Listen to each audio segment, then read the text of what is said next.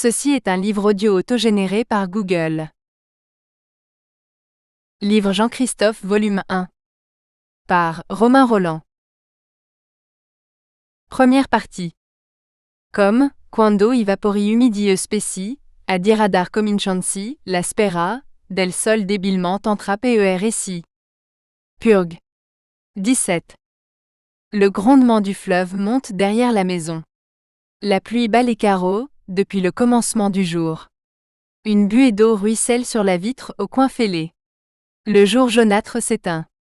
Il fait tiède et fade dans la chambre. Le nouveau-né s'agite dans son berceau. Bien que le vieux ait laissé pour entrer ses sabots à la porte, son pas a fait craquer le plancher. L'enfant commence à geindre. La mère se penche hors de son lit, afin de le rassurer, et le grand-père allume la lampe en tâtonnant, pour que le petit n'ait pas peur de la nuit. La flamme éclaire la figure rouge du vieux Jean-Michel, sa barbe blanche et rude, son air bourru et ses yeux vifs. Il vient près du berceau. Son manteau sent le mouiller, il traîne en marchant ses gros chaussons bleus. Louisa lui fait signe de ne pas s'approcher. Elle est d'un blond presque blanc, ses traits sont tirés, sa douce figure mouton est marquée de taches de rousseur, elle a des lèvres pâles et grosses, qui ne parviennent pas à se rejoindre et qui sourient avec timidité.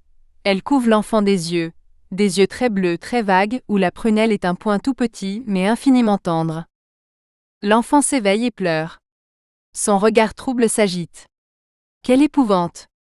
Les ténèbres, l'éclat brutal de la lampe, les hallucinations d'un cerveau, à peine dégagé du chaos, la nuit étouffante et grouillante qui l'entoure, l'ombre sans fond d'où se détachent comme des jets aveuglants de lumière, des sensations aiguës, des douleurs, des fantômes. Ces figures énormes qui se penchent sur lui, ces yeux qui le pénètrent, qui s'enfoncent en lui, et qu'il ne comprend pas. Il n'a pas la force de crier. La terreur le cloue immobile, les yeux, la bouche ouverte, soufflant du fond de la gorge. Sa grosse tête boursouflée se plisse de grimaces lamentables et grotesques, la peau de sa figure et de ses mains est brune, violacée, avec des taches jaunâtres. Bon Dieu qu'il est laid, fit le vieux d'un ton convaincu. Il alla reposer la lampe sur la table. Louisa fit une moue de petite fille grondée. Jean-Michel la regarda du coin de l'œil, et rit. « Tu ne voudrais pas que je te dise qu'il est beau, et tu ne me croirais pas. Allons, ce n'est pas ta faute. Ils sont tous comme cela. » L'enfant sortit de l'immobilité stupide, où le plongeait la flamme de la lampe et le regard du vieux. Il se mit à crier. Peut-être sentait-il dans les yeux de sa mère une caresse qui l'engageait à se plaindre. Elle lui tendit les bras, et dit « Donnez-le-moi. » Le vieux commença par faire des théories, selon son habitude. On ne doit pas céder aux enfants quand ils pleurent. Il faut les laisser crier. Mais il vint, prit le petit et grogna. « Je n'en ai jamais vu d'aussi laid. » Louisa saisit l'enfant de ses mains fiévreuses, et le cacha contre son sein. Elle le contempla avec un sourire confus, et ravi. « Oh!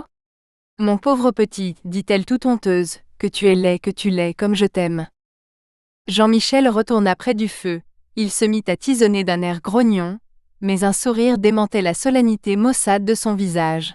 « Bonne fille, dit-il, va, ne te tourmente pas, il a le temps de changer. Et puis, qu'est-ce que cela fait? On ne lui demande qu'une chose, c'est de devenir un brave homme. » L'enfant s'était apaisé au contact du tiède corps maternel. On l'entendait téter, avec un halètement goulu. Jean-Michel se renversa légèrement dans sa chaise, et répéta avec emphase. « Il n'y a rien de plus beau qu'un honnête homme. » Il se tut un instant, méditant s'il ne conviendrait pas de développer cette pensée, mais il ne trouva rien de plus à dire, et après un silence, il reprit d'un ton irrité. « Comment se fait-il que ton mari ne soit pas ici, ici ? » « Je crois qu'il est au théâtre, » dit timidement Louisa. « Il a répétition. Le théâtre est fermé. Je viens de passer devant. C'est encore un de ces mensonges. Non, ne l'accusez pas toujours. J'aurais mal compris. Il doit être retenu par une de ses leçons. Il devrait être rentré, fit le vieux mécontent. Il hésita un instant, puis demanda d'un ton plus bas, un peu honteux. « Est-ce qu'il a de nouveau ? » « Non, père, dit précipitamment Louisa. Le vieux la regarda, elle évita son regard. « Ce n'est pas vrai, tu mens. » Elle pleura silencieusement. Bon Dieu, cria le vieillard en donnant un coup de pied au foyer. Le tisonnier tomba bruyamment. La mère et l'enfant tressaillirent. Père, je vous en prie, dit Louisa, il va pleurer. L'enfant hésita quelques secondes s'il devait crier ou continuer son repas, mais ne pouvant faire l'un et l'autre à la fois, il se remit au dernier. Jean-Michel continua d'une voix plus sourde, avec des éclats de colère. Qu'ai-je fait au bon Dieu pour avoir cet ivrogne pour fils? C'est bien la peine d'avoir vécu comme j'ai vécu, de m'être privé de tout. Mais toi, tu n'es donc pas capable de l'empêcher? Car enfin, sacrebleu! C'est ton rôle. Si tu le retenais au logis. Louisa pleurait plus fort. Ne me grondez pas encore, je suis déjà si malheureuse. J'ai fait tout ce que j'ai pu. Si vous saviez comme j'ai peur quand je suis seule. Il me semble que j'entends toujours son pas dans l'escalier. Alors j'attends que la porte s'ouvre, et je me demande, mon Dieu, comment va-t-il paraître? Cela me rend malade d'y songer. Elle était secouée par ses sanglots. Le vieux s'inquiéta. Il vint près d'elle, ramena les couvertures défaites sur ses épaules qui tremblaient, et lui caressa la tête de sa grosse main. Allons, n'aie pas peur, je suis là. Elle s'apaisa à cause du petit, et essaya de sourire. J'ai eu tort de vous dire cela. Le vieux la regarda en hochant la tête. Ma pauvre fille, ce n'est pas un joli cadeau que je t'ai fait là. C'est ma faute à moi, dit-elle. Il ne devait pas m'épouser, et il a regret de ce qu'il a fait. Que veux-tu qu'il regrette? Vous le savez bien. Vous-même, vous avez été fâché que je sois devenue sa femme. Ne parlons plus de cela. C'est vrai. J'ai été un peu chagrin. Un garçon comme lui, je peux bien le dire sans te blesser, élevé avec soin, musicien distingué, un véritable artiste. Il aurait pu prétendre à d'autres parties qu'à toi, qui n'avait rien, qui était d'une autre classe, et pas même du métier. Un Kraft épouser une fille qui ne fut pas musicienne, cela ne s'était pas vu depuis plus de 100 ans. Mais tu sais bien tout de même que je ne t'en ai pas voulu, et que j'ai de l'affection pour toi, depuis que je te connais. Puis, quand le choix est fait, il n'y a plus à y revenir, il ne reste qu'à faire son devoir honnêtement. Il retourna s'asseoir, prit un temps, et dit avec la solennité qu'il apportait à tous ses aphorismes. La première chose dans la vie, c'est de faire son devoir. Il attendit un démenti, cracha sur le feu, puis, comme ni la mère ni l'enfant n'élevaient d'objection, il voulut continuer, et se tut. Il ne disait plus mot. Jean-Michel près du feu, Louisa assise dans son lit, rêvaient tristement tous les deux. Le vieux, quoi qu'il eût dit, pensait au mariage de son fils avec amertume. Louisa y pensait aussi, et elle s'accusait, bien qu'elle n'eût rien à se reprocher. Elle était domestique quand elle avait épousé à la surprise de tous, et surtout à la sienne, Melchior Kraft, le fils de Jean-Michel. Les Kraft étaient sans fortune, mais considérés dans la petite ville rhénane, où le vieux s'était établi, il y avait presque un demi-siècle. Ils étaient musiciens de père en fils et connus des musiciens de tout le pays, entre Cologne et Mannheim. Melchior était violon au Hoftheater, et Jean-Michel avait dirigé naguère les concerts du grand-duc. Le vieillard fut profondément humilié du mariage de Melchior, il bâtissait de grands espoirs sur son fils, il eût voulu en faire l'homme éminent qu'il n'avait pu être lui-même. Ce coup de tête ruinait ses ambitions. Aussi avait-il tempêté d'abord, et couvert de malédictions Melchior et Louisa. Mais comme il était un brave homme, il avait pardonné à sa bru, dès qu'il avait appris à la mieux connaître, et même, il s'était pris pour elle d'une affection paternelle, qui se traduisait le plus souvent par des rebuffades. Nul ne pouvait comprendre ce qui avait poussé Melchior à ce mariage, Melchior moins que personne. Ce n'était certes pas la beauté de Louisa. Rien en elle n'était fait pour séduire, elle était petite, pâlotte et frêle, et elle faisait un singulier contraste avec Melchior et Jean-Michel, tous deux hauts et larges, des colosses à la figure rouge, aux poings solides, mangeant lien, buvant sec, aimant rire et faisant grand bruit. Elle semblait écrasée par eux, on ne la remarquait guère, et elle cherchait à s'effacer encore plus. Si Melchior avait eu bon cœur, on eût pu croire qu'il avait préféré à tout autre avantage la simple bonté de Louisa, mais il était l'homme le plus vain. Qu'un garçon de son espèce, assez beau et ne l'ignorant pas, très fat, non sans talent et pouvant prétendre à quelque riche parti, capable même, qui sait, de tourner la tête à une de ses élèves bourgeoises ainsi qu'il s'en vantait, eût été brusquement choisir une fille du peuple pauvre, sans éducation, sans beauté, qui ne lui avait fait aucune avance, on eût dit une gageure. Mais Melchior était de ces hommes qui font toujours le contraire, de ce qu'on attend d'eux, et de ce qu'ils en attendent eux-mêmes. Ce n'est pas qu'ils ne soient avertis. Un homme averti en vaut deux, dit-on. Ils font profession de n'être dupes de rien, et de diriger leur barque à coup sûr vers un but précis. Mais ils comptent sans eux-mêmes, car ils ne se connaissent pas. Dans un de ces instants de vide qui leur sont habituels, ils laissent le gouvernail, et quand les choses sont livrées à elles-mêmes, elles ont un malin plaisir à contrecarrer leur maître. Le bateau laissé libre va droit contre l'écueil, et l'intrigant Melchior épousa une cuisinière. Il n'était cependant ni ivre ni stupide, le jour où il s'engagea pour la vie avec elle, et il ne subissait pas un entraînement passionné, il s'en fallait de beaucoup. Mais peut-être y a-t-il en nous d'autres puissances que l'esprit et le cœur, d'autres même que les sens, de mystérieuses puissances, qui prennent le commandement dans les instants de néant où s'endorment les autres, et peut-être Melchior les avait-il rencontrées au fond des pâles prunelles qui le regardaient timidement, un soir qu'il avait abordé la jeune fille sur la berge du fleuve, et qu'il s'était assis près d'elle dans les roseaux, sans savoir pourquoi, pour lui donner sa main. À peine marié, il se montra atterré de ce qu'il avait fait. Il ne le cacha point à la pauvre Louisa, qui, tout humble, lui en demandait pardon. Il n'était pas méchant et le lui accordait volontiers, mais l'instant d'après, ses remords le reprenaient, au milieu de ses amis, ou chez ses riches élèves, maintenant dédaigneuses, qui ne tressaillaient plus au frôlement de sa main, quand il voulait rectifier la pose de leurs doigts sur le clavier. Il revenait alors avec une mine sombre, où Louisa, le cœur serré, lisait du premier coup d'œil les habituels reproches. Ou bien, il s'attardait dans des stations au cabaret, il y puisait le contentement de soi et l'indulgence pour autrui. Ces soirs-là, il rentrait avec des éclats de rire, qui semblaient plus tristes à Louisa que les sous-entendus et la sourde rancune des autres jours. Elle se sentait un peu responsable des accès de déraison, où disparaissaient à chaque fois, avec l'argent de la maison, les faibles restes du bon sens de son mari. Melchior s'enlisait.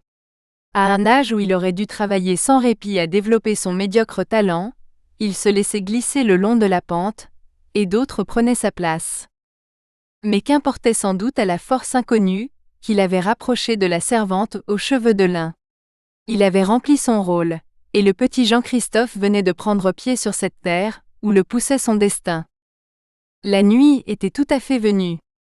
La voix de Louisa arracha le vieux Jean-Michel à la torpeur, où il s'abandonnait devant le feu, en pensant aux tristesses présentes et passées. « Père, il doit être tard, » disait affectueusement la jeune femme. « Il faut rentrer chez vous, vous avez loin à aller. »« J'attends Melchior, » répondit le vieillard. « Non, je vous en prie, j'aime mieux que vous ne restiez pas. »« Pourquoi ?» Le vieux leva la tête, et la regarda attentivement. Elle ne répondit pas. Il reprit. « Tu as peur, tu ne veux pas que je le rencontre ? » « Eh bien oui, cela ne servirait qu'à gâter encore les choses, vous vous fâcheriez, je ne veux pas. »« Je vous en prie. » Le vieux soupira, se leva et dit. « Allons. » Il vint près d'elle, lui effleura le front de sa barbe râpeuse, il demanda si elle n'avait besoin de rien, baissa la lumière de la lampe, et partit en heurtant les chaises, dans l'obscurité de la chambre. Mais il n'était pas dans l'escalier qu'il songeait à son fils revenant ivre, et il s'arrêtait à chaque marche, il imaginait 1000 dangers à le laisser rentrer seul. Dans le lit, près de la mère, l'enfant s'agitait de nouveau. Une souffrance inconnue montait du fond de son être. Il se raidit contre elle. Il tordit son corps, il serra les poings, il fronça les sourcils. La douleur grandissait, tranquille, sûre de sa force. Il ne savait pas ce qu'elle était, ni jusqu'où elle allait. Elle lui paraissait immense, et ne devoir jamais prendre fin. Et il se mit à crier, lamentablement. Sa mère le caressa avec de douces mains. Déjà la souffrance devenait moins aiguë. Mais il continuait de pleurer, car il la sentait toujours près de lui en lui. L'homme qui souffre peut diminuer son mal, en sachant d'où il vient. Il l'enferme par la pensée en un morceau de son corps, qui peut être guéri, arraché au besoin, il en fixe les contours, il le sépare de lui. L'enfant n'a pas cette ressource trompeuse. Sa première rencontre avec la douleur est plus tragique et plus vraie. Comme son être même lui semble sans limite, il la sent installée dans son sein, assise dans son cœur, maîtresse de sa chair. Et cela est ainsi, elle n'en sortira plus qu'après l'avoir rongé. La mère le presse contre elle, avec de petits mots. C'est fini, ne pleurons plus mon Jésus, mon petit poisson d'or. Il continue toujours sa plainte entrecoupée.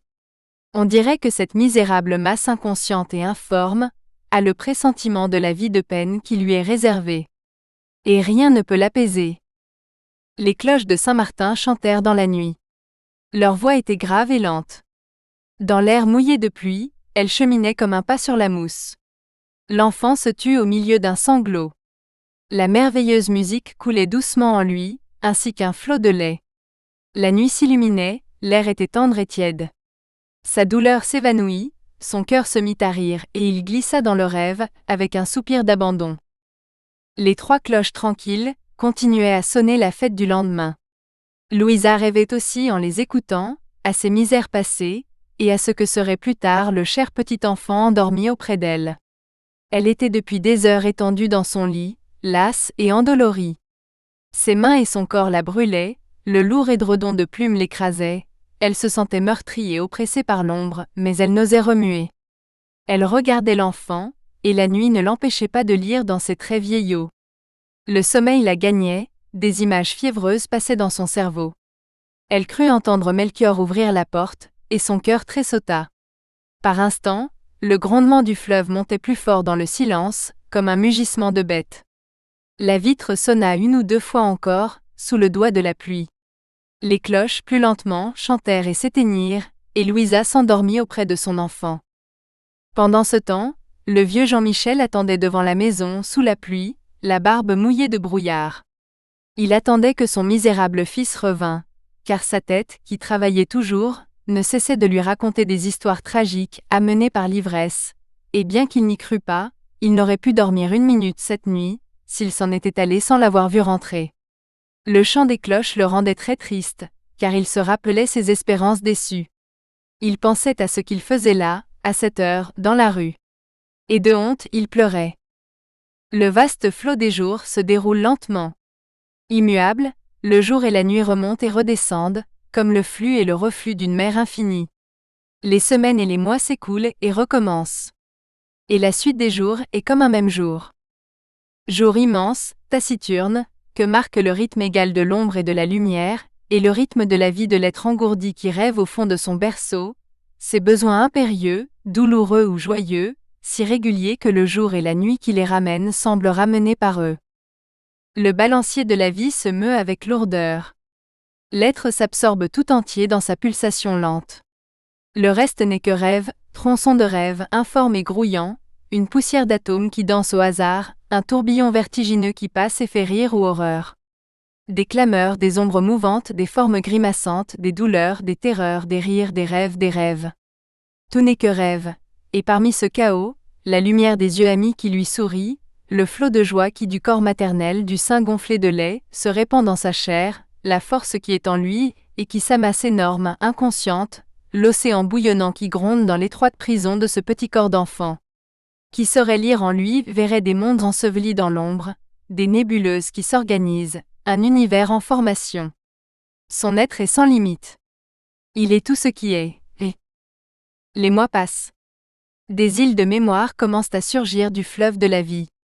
D'abord, d'étroits îlots perdus, des rochers qui affleurent à la surface des eaux. Autour d'eux, dans le demi-jour qui pointe, la grande nappe tranquille continue de s'étendre. Puis de nouveaux îlots, que dort le soleil. De l'abîme de l'âme émergent quelques formes, d'une étrange netteté. Dans le jour sans bornes qui recommence, éternellement le même, avec son balancement monotone et puissant, commence à se dessiner la ronde des jours qui se donnent la main, leurs profils sont les uns riants, les autres tristes.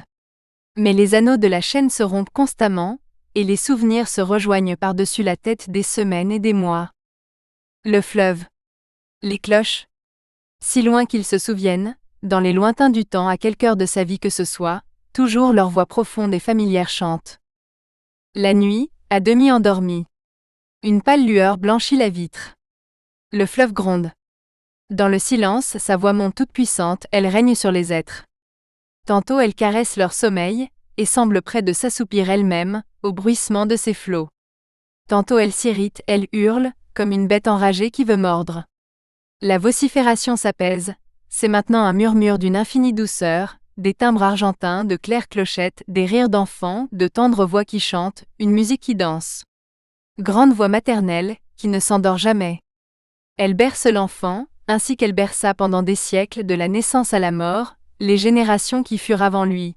Elle pénètre sa pensée, elle imprègne ses rêves, elle l'entoure du manteau de ses fluides harmonies, qui l'envelopperont encore, quand il sera couché dans le petit cimetière qui dort au bord de l'eau et que baigne le Rhin. Les cloches. Voici l'aube. Elles se répondent dolentes, un peu tristes, amicales, tranquilles. Au son de leur voix lente montent des essaims de rêves, rêves du passé, désirs, espoirs, regrets des êtres disparus, que l'enfant ne connut point et que pourtant il fut, puisqu'il fut en eux, puisqu'il revivent en lui. Des siècles de souvenirs vibrent dans cette musique. Tant de deuil, tant de fêtes, et du fond de la chambre, il semble en les entendant qu'on voit passer les belles ondes sonores qui coulent dans l'air léger, les libres oiseaux, et le souffle tiède du vent. Un coin de ciel bleu sourit à la fenêtre. Un rayon de soleil se glisse sur le lit, à travers les rideaux. Le petit monde familier au regard de l'enfant, tout ce qu'il aperçoit de son lit chaque matin en s'éveillant, tout ce qu'il commence, au prix de tant d'efforts, à reconnaître et à nommer, afin de s'en faire le maître, son royaume s'illumine. Voici la table où l'on mange, le placard où il se cache pour jouer, le carrelage en losange sur lequel il se traîne, et le papier du mur, dont les grimaces lui content des histoires burlesques ou effrayantes, et l'horloge qui jacasse des paroles boiteuses, qu'il est seul à comprendre. Que de choses dans cette chambre. Il ne les connaît pas toutes. Chaque jour, il repart en exploration dans cet univers qui est à lui, tout est à lui, rien n'est indifférent, tout se vaut. Un homme ou une mouche, tout vit également, le chat, le feu, la table, les grains de poussière qui dansent dans un rayon de soleil. La chambre est un pays, un jour est une vie. Comment se reconnaître au milieu de ces espaces? Le monde est si grand. On s'y perd. Et ces figures, ces gestes, ce mouvement, ce bruit, qui font autour de lui un tourbillon perpétuel. Il est là, ses yeux se ferment, il s'endort. Les doux, les profonds sommeils, qui le prennent tout d'un coup à toute heure, n'importe où il est, sur les genoux de sa mère, ou bien sous la table, où il aime à se cacher. Il fait bon. On est bien. Ses premières journées bourdonnent dans sa tête comme un champ de blé, que le vent agite, et sur lequel passent les grandes ombres des nuages. Les ombres fuient, le soleil monte. Christophe commence à retrouver son chemin, dans le dédale de la journée. Le matin. Ses parents dorment. Il est dans son petit lit, couché sur le dos. Il regarde les raies lumineuses qui dansent au plafond. C'est un amusement sans fin. À un moment, il rit tout haut, d'un de ces bons rires d'enfant qui dilatent le cœur de ceux qui l'entendent. Sa mère se penche vers lui et dit « Qu'est-ce que tu as donc, petit fou ?» Alors il rit de plus belle, et peut-être même il se force à rire, parce qu'il a un public. Maman prend un air sévère et met un doigt sur sa bouche pour qu'il ne réveille pas le père, mais ses yeux fatigués rient malgré elle. Ils chuchotent ensemble. Brusquement, un grognement furieux du père. Ils tressautent tous deux. Maman tourne précipitamment le dos comme une petite fille coupable, elle fait semblant de dormir.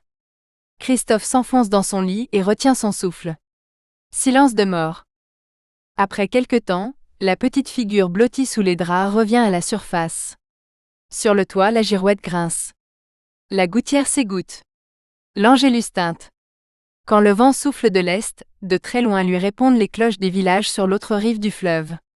Les moineaux réunis en bande dans le mur vêtu de lierre, font un vacarme assourdissant, où se détachent, comme dans les jeux d'une troupe d'enfants, 3 ou 4 voix, toujours les mêmes, plus criardes que les autres. Un pigeon roucoule au faîte d'une cheminée. L'enfant se laisse bercer par ces bruits. Il chantonne tout bas, puis moins bas, puis tout haut, puis très haut, jusqu'à ce que de nouveau la voix exaspérée du père crie « Cette âne-là ne se taira donc jamais. Attends un peu, je vais te tirer les oreilles. » Alors il se renfonce dans ses draps, et il ne sait pas s'il doit rire ou pleurer. Il est effrayé et humilié, et en même temps, l'idée de l'âne auquel on le compare le fait pouffer. Du fond du lit, il imite sombrément. Cette fois il est fouetté. Il pleure toutes les larmes de son corps. Qu'est-ce qu'il a fait? Il a si envie de rire, de se remuer. Et il lui est défendu de bouger. Comment font-ils pour dormir toujours? Quand pourra-t-on se lever? Un jour, il n'y tient plus. Il a entendu dans la rue un chat, un chien, quelque chose de curieux. Il se glisse hors du lit, et ses petits pieds nus tapotant gauchement le carreau, il veut y descendre l'escalier pour voir. Mais la porte est fermée. Pour l'ouvrir, il monte sur une chaise, tout s'écroule, il se fait très mal, il hurle, et par-dessus le marché, il est encore fouetté. Il est toujours fouetté. Il est à l'église avec grand-père. Il s'ennuie. Il n'est pas très à son aise. On lui défend de remuer, et les gens disent ensemble des mots qu'il ne comprend pas, et puis se taisent ensemble. Ils ont tous une figure solennelle et morose.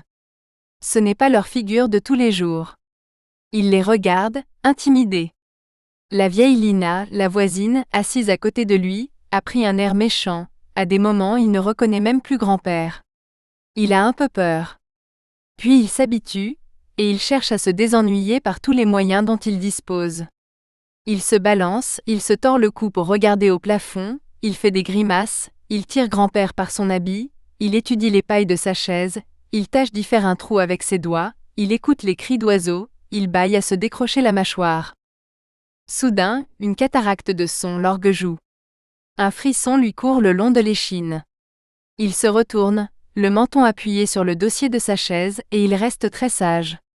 Il ne comprend rien à ce bruit. Il ne sait pas ce que cela veut dire, cela brille, cela tourbillonne, on ne peut rien distinguer. Mais c'est bon. C'est comme si on n'était plus assis depuis 1 heure, sur une chaise qui fait mal, dans une ennuyeuse vieille maison. On est suspendu dans l'air comme un oiseau, et quand le fleuve de son ruisselle d'un bout à l'autre de l'église, remplissant les voûtes, rejaillissant contre les murs, on est emporté avec lui, on vole à tire-d'aile de ci de là, on n'a qu'à se laisser faire. On est libre, on est heureux, il fait soleil. Il s'assoupit. Grand-père est mécontent de lui. Il se tient mal à la messe. Il est à la maison, assis par terre, les pieds dans ses mains. Il vient de décider que le paillasson était un bateau, le carreau une rivière. Il croirait se noyer, en sortant du tapis. Il est surpris, et un peu contrarié que les autres n'y fassent pas attention, en passant dans la chambre. Il arrête sa mère par le pan de sa jupe. Tu vois bien que c'est l'eau. Il faut passer par le pont. Le pont est une suite de rainures entre les losanges rouges, sa mère passe sans même l'écouter. Il est vexé, à la façon d'un auteur dramatique, qui voit le public causer pendant sa pièce. L'instant d'après, il n'y songe plus. Le carreau n'est plus la mer. Il est couché dessus, étendu tout de son long, le menton sur la pierre, chantonnant des musiques de sa composition, et se suçant le pouce gravement, en bavant. Il est plongé dans la contemplation d'une fissure entre les dalles. Les lignes des losanges grimacent comme des visages. Le trou imperceptible grandit, il devient une vallée, il y a des montagnes autour. Un mille-pattes remue, il est gros comme un éléphant. Le tonnerre pourrait tomber, l'enfant ne l'entendrait pas. Personne ne s'occupe de lui, il n'a besoin de personne. Il peut même se passer des bateaux paillassons, et des cavernes du carreau, avec leur faune fantastique. Son corps lui suffit. Quelle source d'amusement! Il passe des heures à regarder ses ongles, en riant aux éclats. Ils ont tous des physionomies différentes, ils ressemblent à des gens qu'il connaît. Il les fait causer ensemble et danser ou se battre, et le reste du corps. Il continue l'inspection de tout ce qui lui appartient. Que de choses étonnantes! Il y en a de bien étranges. Il s'absorbe curieusement dans leur vue. Il fut rudement attrapé parfois, quand on le surprit ainsi. Certains jours, il profite de ce que sa mère a le dos tourné, pour sortir de la maison. D'abord on court après lui, on le rattrape. Puis, on s'habitue à le laisser aller seul, pourvu qu'il ne s'éloigne pas trop. La maison est au bout du pays, la campagne commence presque aussitôt après. Tant qu'il est en vue des fenêtres, il marche sans s'arrêter, d'un petit pas posé, en sautillant sur un pied, de temps à autre, mais dès qu'il a dépassé le coude du chemin et que les buissons le cachent au regard, il change brusquement. Il commence par s'arrêter, le doigt dans la bouche, pour savoir quelle histoire il se racontera aujourd'hui, car il en est plein. Il est vrai qu'elles se ressemblent toutes, et que chacune pourrait tenir en 3 ou 4 lignes. Il choisit. D'habitude, il reprend la même, tantôt au point où il l'a laissée la veille, tantôt depuis le commencement, avec des variantes. Mais il suffit d'un rien. Nous espérons que vous avez apprécié cet aperçu. Pour continuer à écouter ce livre audio sur Google Play Livres, utilisez le lien dans la description de la vidéo.